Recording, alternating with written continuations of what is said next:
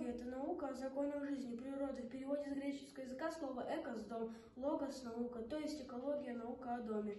Главный закон экологии – все связано со всем. Природе нужны зайчики и волки, ядовитые грибы и съедобные, красивые бабочки, кусачие комары, а еще дождь, снег и чистый воздух. Дети – это будущее Земли, от них будет зависеть ее состояние.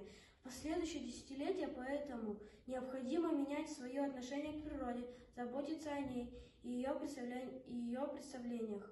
Планета – это наш дом, в котором все мы живем. Ресурсы планеты не бесконечны, как еда в холодильнике.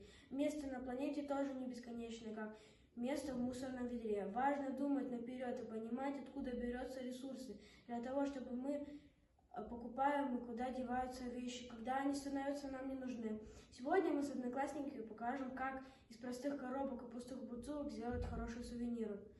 Для работы используется клей ПВА, антисептик, ножницы, канцелярский ножик, пустые бутылки, упаковка от новогодних подарков, линейка и старые коробки продуктов.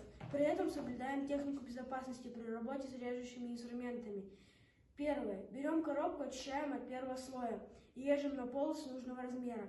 Пустые бутылки обезжириваем. После формируем руки, одежду и аксессуар для будущего сувенира. То же самое проделываем с домиком.